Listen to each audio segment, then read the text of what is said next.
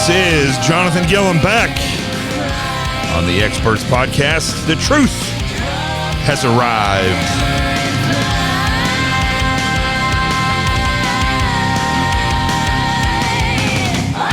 Now, I am in my RV traveling to Chicago for the Will County Republican Club. Now, is it Will County Republican Club? Just Will County Republicans. Nonetheless, I'll tell you, they're going to laugh about this. I'll be there on Friday, and I'm going to be laying some truth down there. These are warriors for conservatism and for incredible. They're in a war zone, basically, is what I'm trying to say. So I'm really happy to be going there, proud to be going there. And so I'm in my RV in an undesignated location somewhere in Pennsylvania. I've never made it through Manhattan as fast as I have today. I actually went around Manhattan from Long Island. And, you know, I've been talking a lot about turn. Oh, let me just say this real quick before I even say that. You may hear a little bit of background noise. I have my generator running. I tried to do it with my I have a thing that you plug in and you can plug all your equipment in there. I was getting feedback on it, so I had to turn my generator on, and so you may hear that. I don't know I think you can hear it when I talk, but not when I'm not talking. Anyway, hope it doesn't annoy you. These generators, who invented the generator anyway? Why is it so damn loud? I mean, I've watched all these videos about people trying to make their generators quieter. Why is it so loud? A car engine's not that loud. The Honda makes a nice little generator. It's nice and quiet, but it's too small. It won't power up everything that I need powered. And anyway, these are first world problems, I guess. The problem is when you have a Class B RV, which I have, it's a Sprinter van RV. The problem with it is the generator is under my bed and the air conditioner is over my bed. So it's like riding on a jet airplane or a jet fighter with another jet fighter strapped on top of it. It's incredible when you're sleeping underneath that and over the generator. Again, first world problems. At least I have air conditioning, I guess. So, as I was about to say, these guys in Chicago, they are warriors. And today, when I went through Manhattan, it's incredible how fast I made it through Manhattan. And in large part, that's because Manhattan, New Jersey, and Pennsylvania, they're still locked down in a lot of ways. Pennsylvania a little less than others, but there are three states that are locked down. And I'm telling you, but even Pennsylvania, when you leave New Jersey, I mean, it's just a different world.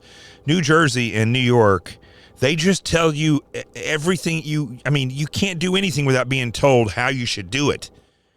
It's like being around somebody constantly that's telling you, no, you can't do that. No, you can't do that. No, you can't do that. You got to do it this way. You can't have that to eat. You got to eat this. You can't go sit in a restaurant. You got to, you have to get takeout. I mean, it's unbelievable living out there. And I've been in New York. I was in New York City for 15 years. Now I'm on Long Island. And I'm originally from Arkansas. And it's just, I never thought I'd ever move out of Manhattan. But I got to be honest with you, I couldn't wait to get out of there.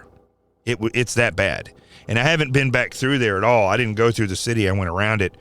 But the time I made, this is the only good thing about it, is how fast you can get through the city and get to where you're going. So I made record time.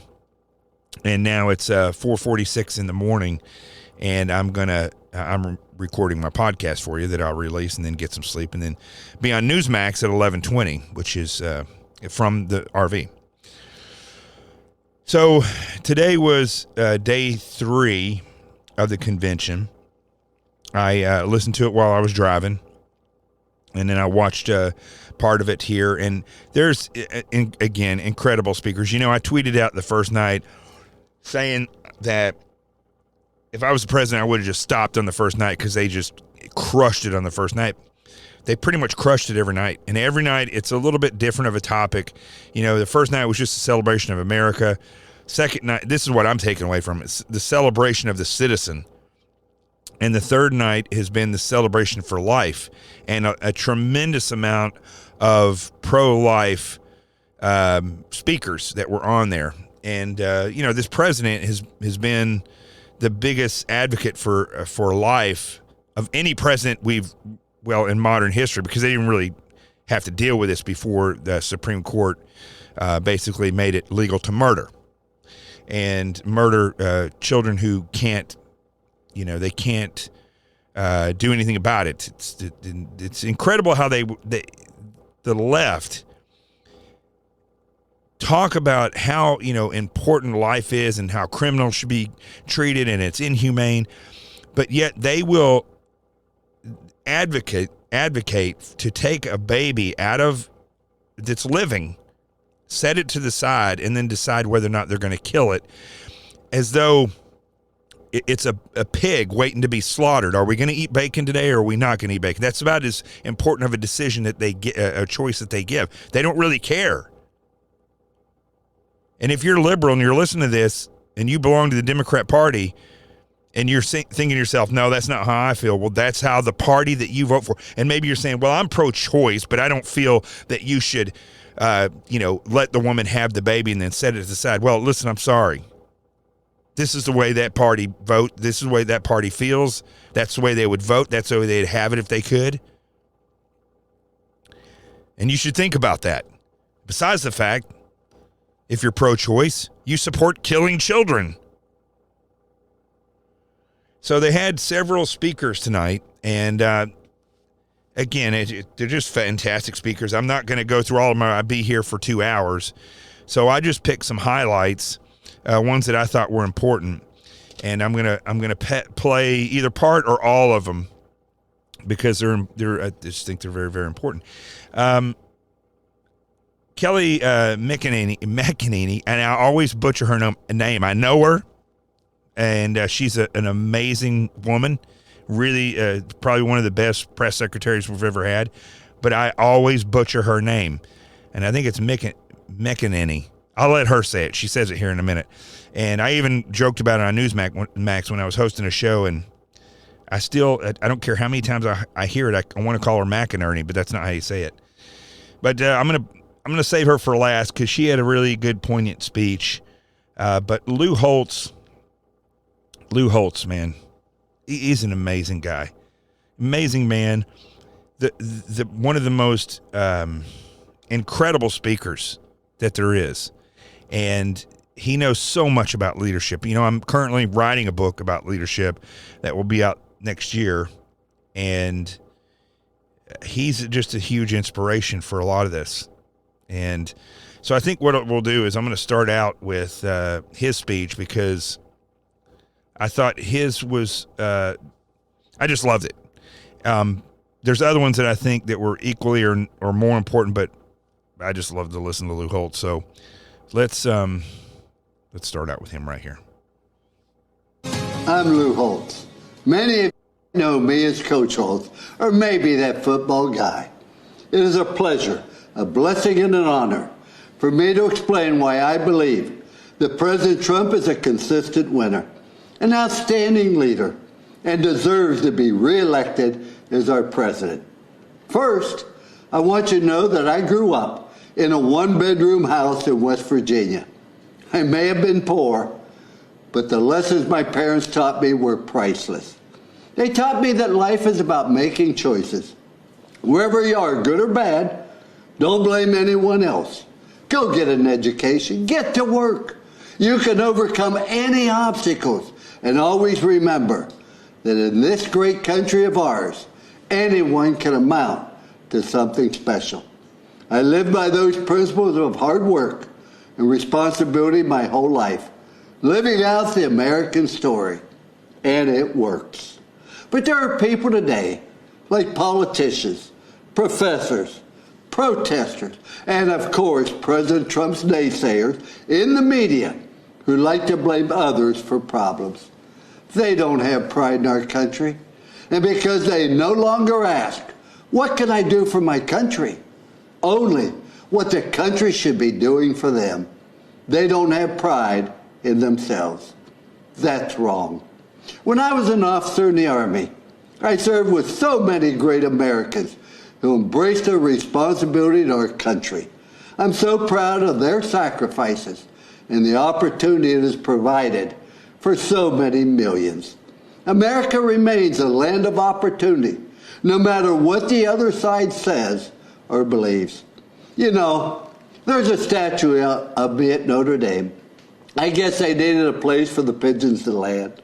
But if you look closely, you will see these three words there: trust, commitment, and love. All my life, I've made my choices based on these three words. I use these three rules to make choices about everything: my beloved wife of 59 years, athletes I coached, and of course, politicians, even President Trump. I ask myself three things. One, can I trust them? When a leader tells you something, you got to be able to count on it. That's President Trump. He says what he means what he says. He's done what he said he would do at every single turn. One of the important reasons he has my trust is because nobody has been a stronger advocate for the unborn than President Trump. The Biden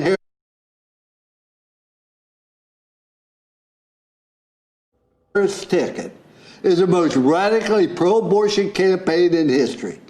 They and other politicians are Catholics in name only and abandon innocent lives.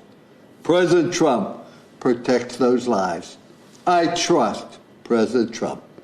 The second question I ask is, are they committed to doing their very best? President Trump always finds a way to get something done. If you want to do something bad enough, you will find a way. If not, you'll find an excuse. And excuses are a lot easier to find than solutions. President Trump finds solutions. President Trump is committed. And the third question I ask is, do they love people? Do they care about others? To me, this is very clear. President Trump has demonstrated through his prison reform, advocating for school choice and welfare reform, that he wants Americans from all walks of life to have the opportunity to succeed and live the American dream. President Trump loves our country and our great people. Trust, commitment, and love. In President Trump, we have a president we can trust, who works hard at making America greater and who genuinely cares about people. If I apply this test to Joe Biden, I can't say yes to any of these three questions. I used to ask our athletes at Notre Dame, if you did not show up, who would miss you and why? Can you imagine what would happen to us if President Trump had not shown up in 2016 to run for president? I'm so glad he showed up. Thank you for showing up, Mr. President. I encourage everyone who loves this country, who loves America, to show up in November for President Trump. Thank you. Man, I love that guy, and the way he speaks and the authority that he has, he doesn't care what anybody thinks. And this is what I've learned from watching Lou Holtz? From watching Lou Holtz speak, is that when you're committed, like you just said, when you're committed to the truth, people just won't argue with you as much. And then when they do, they just look stupid. And he's not an arrogant person. He doesn't come off as a argumentative person. He's just a good guy, full of love, full of commitment. He shows up with a solution, and that's why he's one of the winningest coaches ever.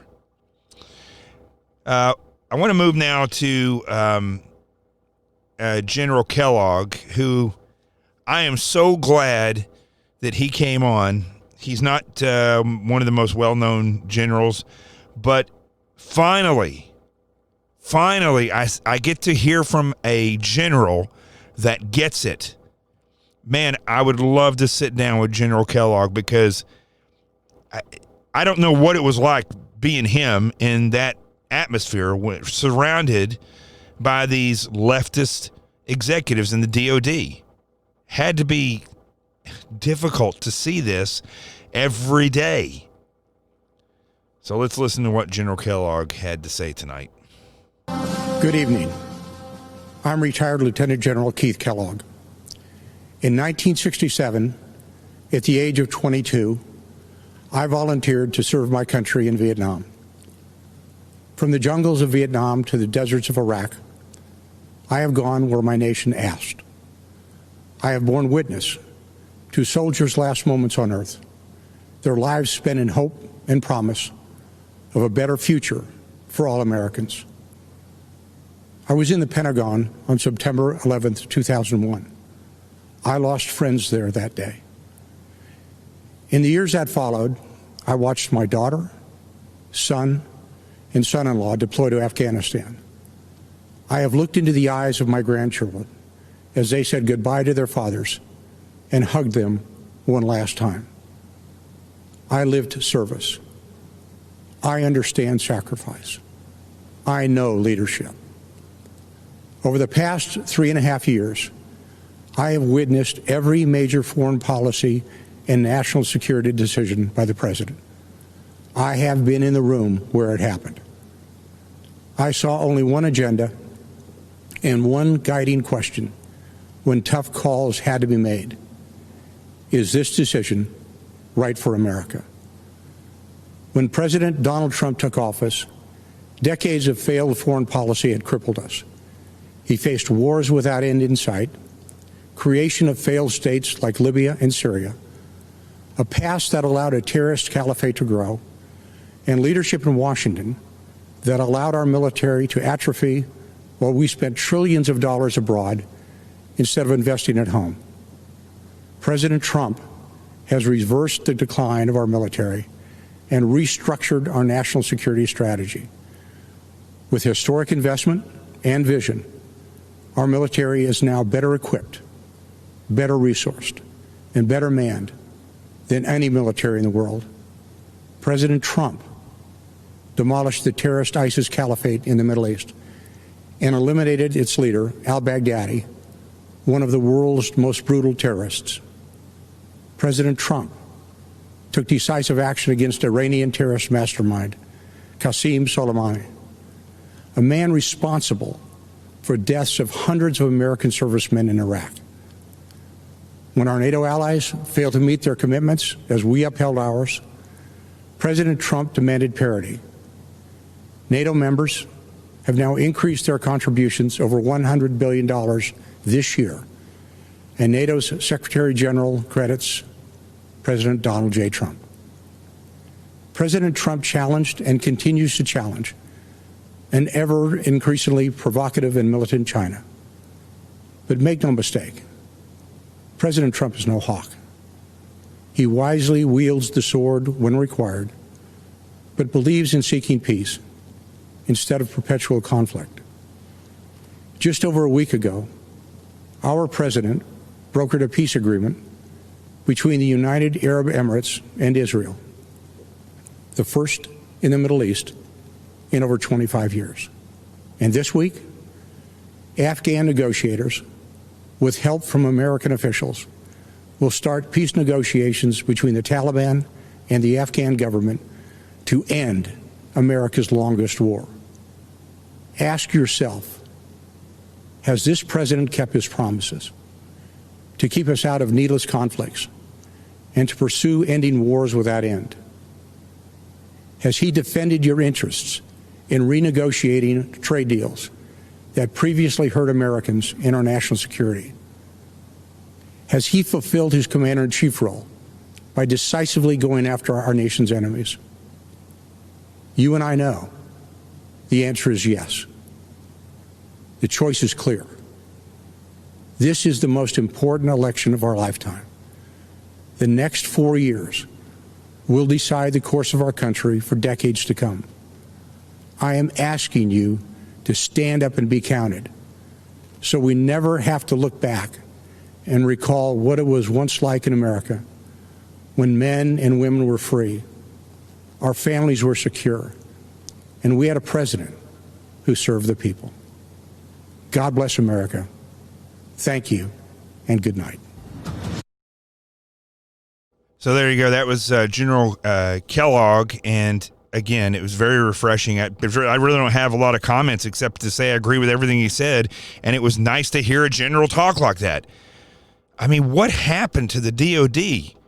I know somewhere along the line after 1947, when we went from the Department of War to the Department of Defense, that was a stupid thing. I would really, really love to see the president change that back. I'm going to have to tweet that out. And if he could change that back in his second term, change it back to the Department of War, and also change where the eagle is looking at the away from, see, okay, I don't know if you've ever noticed this. If you look at the great symbol of the United States, the eagle has arrows in the left hand, I believe, and the olive branches in the right hand, and the eagle is looking towards the olive branches. So the olive branches represent diplomacy and peace, basically, and putting peace forward and holding the power of the arrows in reserve.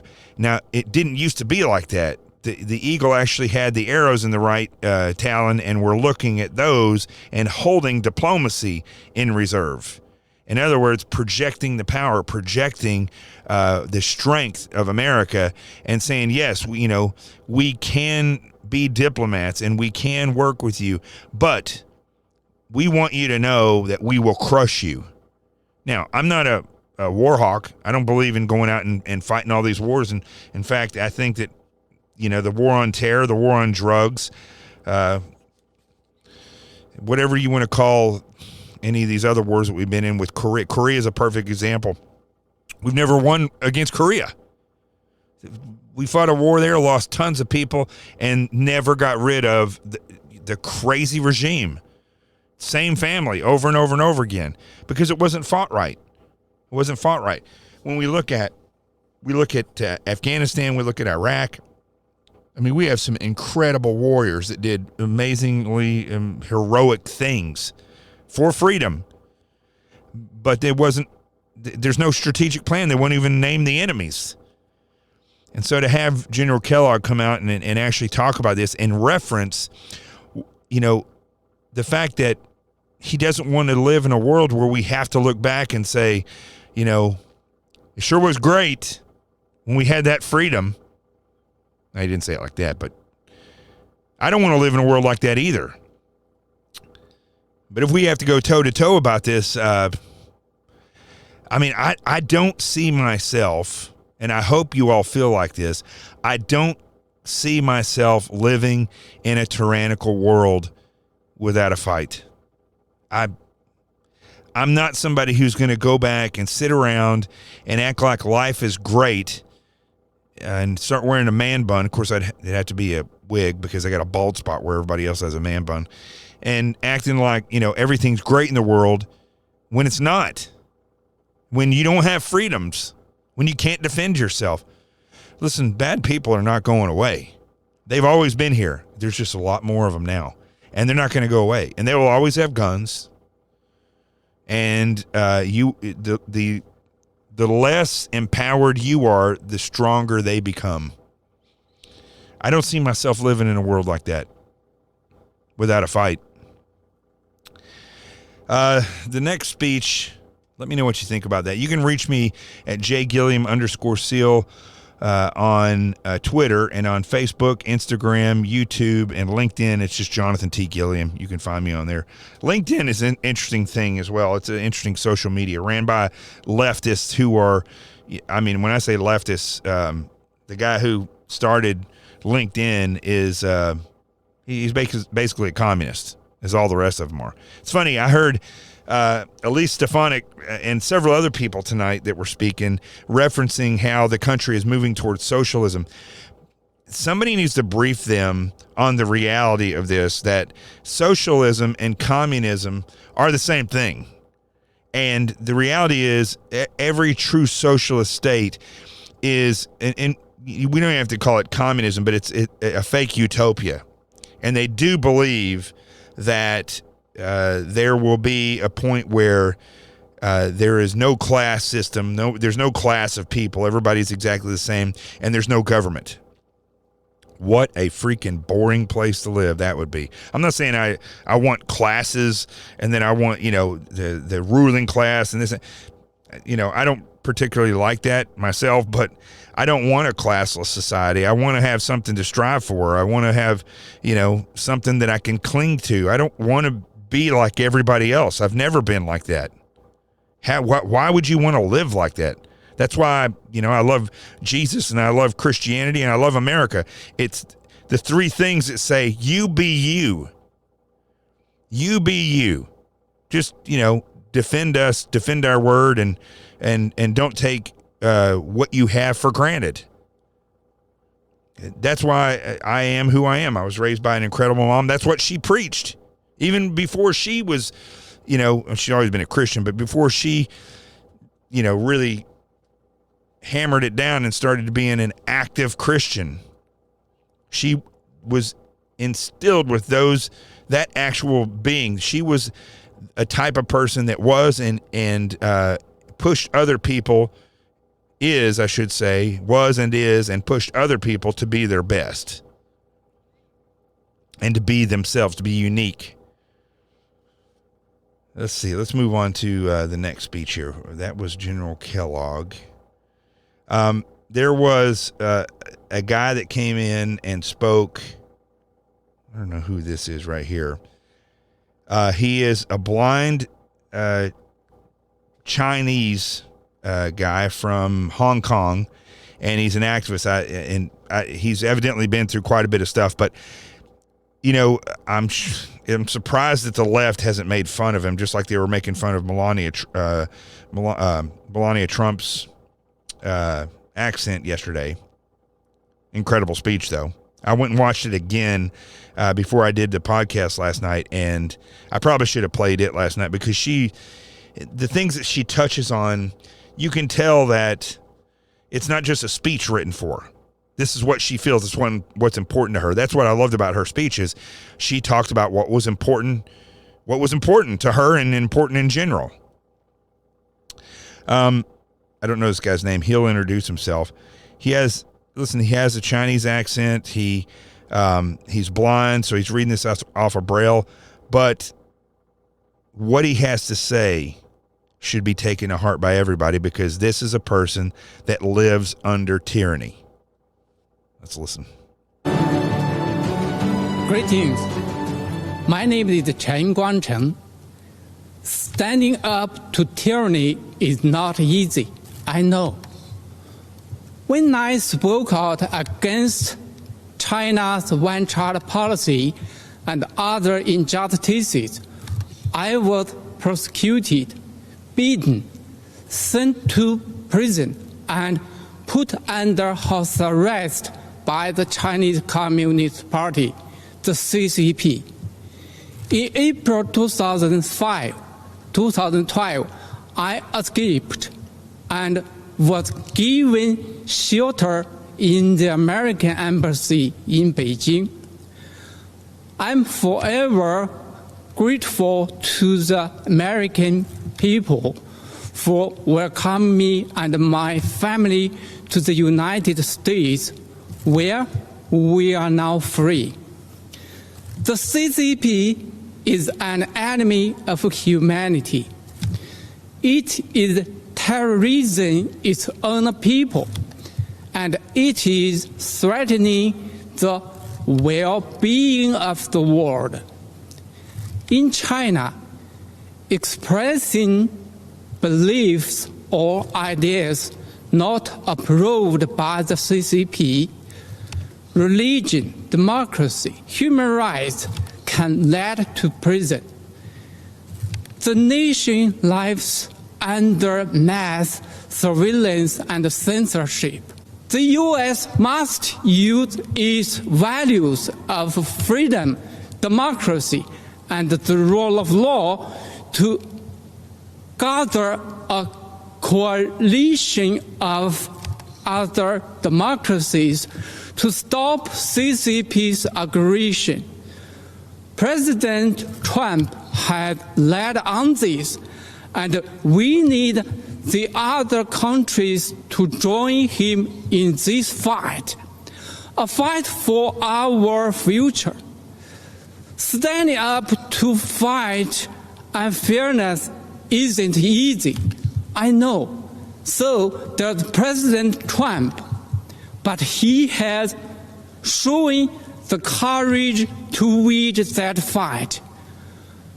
We need to support, vote, and fight for President Trump for the sake of the world. Thank you. So there you go. Listen, I get chills listening to this guy. He's reading this whole thing in Braille. You can hear him moving his hands, and if you watch the video, you can see that he's moving his hands and following the Braille, and so that's what's making noise on the podium. But the story that he has, and also I like the way he says, fight. He knows fight. It's no joke. I like the way he says it, but this is a guy, my buddy Drago, who was a Navy SEAL from Poland, who lived under a socialist nation. There's no difference between socialism and communism. And to hear him speak about when he went to this prison re-education camp for almost 3 years, the story is the same. This guy sounded like it was really bad. I don't know if that's where he got blinded, but what a hero this guy is, a hero for freedom. Remember, we're a free country. We're just tasting tyranny right now. We had it, but we haven't had it in this lifetime. We have been oppressed. Our Second Amendment's been oppressed. Our First Amendment's been oppressed. Many of the other rights that we have been oppressed. But we have not lived under true tyranny. We live under more tyranny now than we ever have before. You can't go. We have a governor in New York City or in New York that is telling everybody restaurants cannot just give you chicken wings. That is not a dinner. That is how, see, that right there is how secreted into your life that tyranny actually is, to the point where they're telling you, no, that's not dinner. Just like a child, you're going to spank your hands and you're going to eat what I tell you to. That's what they sound like. That's tyranny. Not caring about you. It's all about them. Do you think that Cuomo is doing the things that he does out of love for people? No, not at all. Not at all. But this guy, in the speech that he gave, should really be just driving home the point of what all these other people are saying. For 3 nights, we have listened to different people from all walks of life, all saying the exact same thing. And it's not crap. It's not bull crap. They're not saying that if Joe Biden is elected, it's going to be bad. They're not saying that because they just want the president to be elected. I've done the math. Most of you that listen to this have done the math. If he gets elected with his drunk counterpart, Kamala Harris, it's not going to be any better than it would have been in 2016 if Hillary Clinton had been elected. They're going to take you down the same road of communism. So this is, and I loved hearing this guy. And let me see if I keep calling this guy. Let me see if I can pull his name up here when he walks up. Let's see here. My name is Chen Guangcheng. Guangzhong Chung. You're an awesome person and a true spokesperson and important voice for freedom. And I salute you. Amazing that I said his name right. So let's see who we got next. I think let's take a break real quick. We're going to come back and let's see what I got next here. I have Kayleigh McEnany and this guy. Let me go and play this. Hi, I'm Michael McHale, but my friends call me Mick. I'm a 30-year active duty member of law enforcement in the state of Florida. I am also the president of the National Association of Police Organizations, NAPO. Our organization recently endorsed Donald Trump for re-election as President of the United States. Our endorsement recognized his strong support for the men and women on the front lines, particularly during these challenging times. We value his support of aggressive federal prosecution of those who attack our police officers. And one of the things that's interesting about this speech by Mick is that these challenging times are made up. It's completely made. I'm not saying it's not real and they're not trying to kill cops and stuff, but the whole reason why this is occurring is all made up. It's all fake. Every single thing that they are protesting for, they're not really doing anything for Black lives or anybody else. It's all about the left gaining control and power. That's it. Let me play just a few more seconds of Mick. His signing of the Law Enforcement Mental Health and Wellness Act and his support for permanently authorizing funds to support 9/11 first responders and their families. Law enforcement officers across the nation take an oath to run towards danger when everyone else is running away. They do so willingly to protect our families and communities. I'm proud that the overwhelming majority of American police officers are the best of the best and put their lives on the line without hesitation. And good officers need to know their elected leaders and the department brass have their backs. So I'm going to cut his speech right there because that's really, I think, the most important part of this whole thing. They need to know that these people have their backs. And the problem is that a lot of the executives in law enforcement are now leftists. Same thing as with the DOD. Listen, let's take a break real quick. We're going to come back. I'm going to play a little bit of Kayleigh McEnany's speech. I think that's how you say her name. And then I'm going to close up the show and get some sleep. We'll be right back. I know you've heard about my book, Sheep No More, The Art of Awareness and Attack Survival. Every night I come on and I do this little commercial because you need to know about it. If you have waited and you've been listening to this, you're like, I don't know if I'm going to get that book or maybe I'll get it later. Now is the time. If you're a cop or a mom or a veteran that hasn't been in for a while, if you're a dad or a new college student, a preacher, a mayor, a congressman, or even the president, you need to read Sheep No More, The Art of Awareness and Attack Survival, because this is the only book and system that teaches you how to look at yourself from the attacker's point of view. Divide your life or your business or your family up into sectors and then look at each sector for its unique vulnerabilities. What is it that would attract an attacker to your lunchtime at work or your home in the middle of the night? Or if you live in New York or some other city, when you walk up and you come to your apartment, you got to walk up. What is it? What are the people that are going to attack looking for? When would the time be that they would look to do that attack?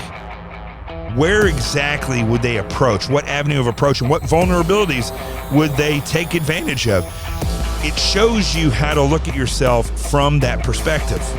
And once you have that knowledge, it also shows you how to use it to build better defenses, more awareness, and plans of action and mitigation of those vulnerabilities. Sheep No More, The Art of Awareness and Attack Survival. It has 2 workbooks that you can get. One of the reviews has said that, these are blank pages for people to fill out. What a genius. Exactly, that's what it is. The beginning of the workbooks refreshes what you learned in Sheep No More, but then it gives you a structure and how you do the target package or threat assessment on yourself, and then take that information and put it in the defense assessment and actually do a defense assessment on yourself.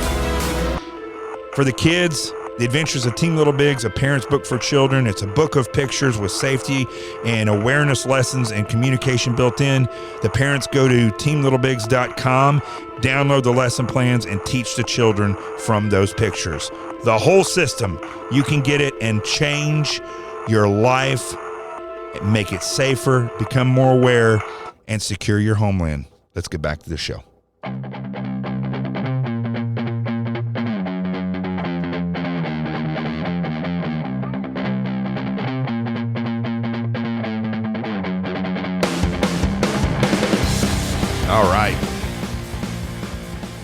So this beginning leading into Kelly McInerney's or McInerney. I'm going to get it right once I play it. I don't want to fast forward because I don't want to lose my place in there because YouTube doesn't put one of those little things where you chip forward 10 seconds. So I'm going to let this play. This is a video about suffrage and about Susan B. Anthony and how important it was when the president pardoned her, and talk about women's voting. So let's listen to that real quick. It all started at a tea party. 13 years before the American Civil War, civil unrest and division separated countrymen into two opposing camps. One determined to keep African American people enslaved, the other determined to see all people free.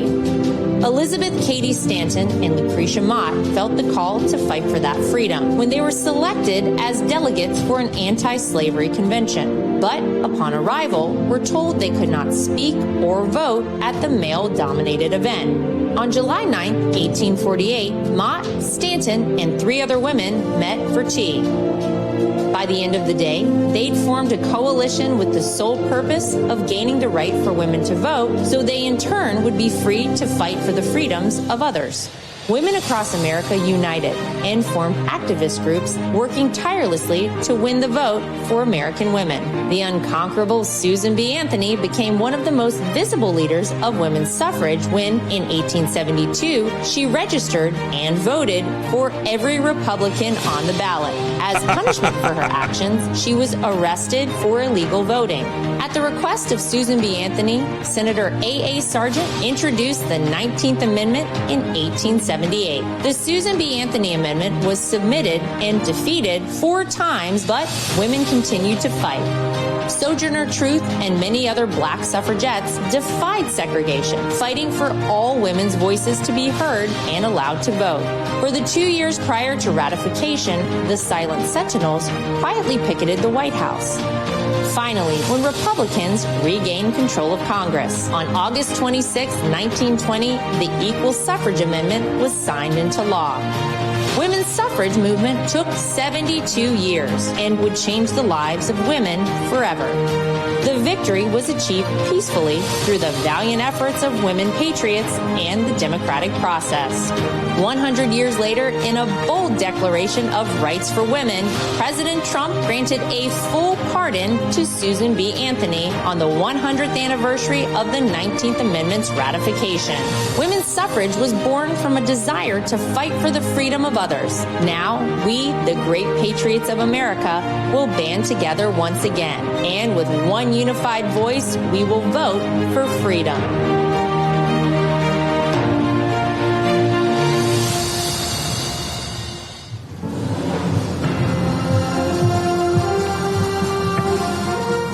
McInerney. You may know me as a supporter of President Trump, but tonight I'm here to share with you how he supported me, both as a new mom and as an American with a pre-existing condition. When I was 21 years old, I got a call that changed my life. It was my doctor informing me that I had tested positive for the BRCA2 genetic mutation, a mutation that put my chances of breast cancer at 84%. It was the same mutation that my mom had, compelling her to get a preventative double mastectomy, removing her breast tissue, but protecting her from a disease that has taken far too many of our mothers, our sisters, our friends. In my family, 8 women alone were diagnosed with breast cancer, several in their young 20s. I now faced the same prospect. For nearly a decade, I was routinely at Moffitt Cancer Center, getting MRIs, ultrasounds, and necessary surveillance. During these visits, I crossed paths with brave women battling cancer and fighting through chemotherapy. They were a testament to American strength. They are American heroes. On May 1st, 2018, I followed in my mother's footsteps, choosing to get a preventative mastectomy. I was scared. The night before, I fought back tears as I prepared to lose a piece of myself forever. But the next day, with my mom, dad, husband, and Jesus Christ by my side, I underwent a mastectomy, almost eliminating my chance of breast cancer, a decision I now celebrate. Breast reconstruction has advanced remarkably. While it is an individual's decision, my doctor and I chose a course of surgery that left me virtually unchanged. But more important than physical results, I developed a strength and a confidence that I carry with me. During one of my most difficult times, I expected to have the support of my family, but I had more support than I knew. As I came out of anesthesia, one of the first calls I received was from Ivanka Trump. As I recovered, my phone rang again. It was President Trump calling to check on me. I was blown away. Here was the leader of the free world caring about my circumstance. At the time, I had only met President Trump on a few occasions. But now I know him well, and I can tell you that this president stands by Americans with pre-existing conditions. In fact, President Trump called me this morning. I spoke with him several times today, and he told me how proud he was of me for sharing this story. The same way President Trump has supported me, he supports you. I see it every day. I've heard him say the hardest part of his job is writing to loved ones of fallen soldiers. I've seen him offer heartfelt outreach to grieving parents who lost their children to crime in the streets. And I've watched him fight for Americans who lost their jobs. President Trump fights for the American people because he cares about stories like these. I have a 9-month-old daughter. She's a beautiful, sweet little girl. And I choose to work for this president for her. When I look into my baby's eyes, I see a new life, a miracle for which I have a solemn responsibility to protect. That means protecting America's future, a future President Trump will fight for, where our neighborhoods are protected, where life is sacred, where God is cherished, not taken out of our schools, removed from our pledge, and erased from our history. I want my daughter to grow up in President Donald J. Trump's America. Choosing to have a preventative mastectomy was the hardest decision I ever had to make. But supporting President Trump, who will protect my daughter and our children's future, was the easiest. Awesome. That is just, what a testimony that she has. Isn't that incredible? And you see, again, tonight was about life. And it was the speeches every single night, whether it was about America, whether it was about the American citizen and the American person, or about life itself. What rings true through all of it is it's God-centered, and it's consistent. And these are not famous celebrities. I mean, there are some celebrities, but it's not just because they're an actor or Hollywood or they're a singer. This is these are real people that have reached the same conclusions, completely separate from each other. I mean, these are some quality people, and I love it. I can't wait to see who's there tomorrow and Friday. I mean, every night when I'm watching this, it's pretty incredible, and I hope that you are. I would never have thought that I look forward to a political convention and watching it, and I think they've done an amazing job. It'll never be the same again after this. It just won't, because they're typically pretty crappy. And on that note, I'm going to go get some sleep. And you know, every night I keep talking about in this podcast, the experts that you all tune into, I keep talking about how incredible this RNC convention is. I would, as I just said, I would never have thought that I would be promoting a political convention as something that was amazing to listen to. But what President Trump and his establishment, not the Republican establishment, his establishment has done is they have interjected into the Republican Party what people who are conservative really believe. That's why it's so interesting to us, because folks, as they all keep saying, if you vote for Biden and Kamala, we're done. Stick to Trump and let's make this country great again. I'm Jonathan Gilliam. This is The Experts. The truth has arrived. Peace, and we're out of here.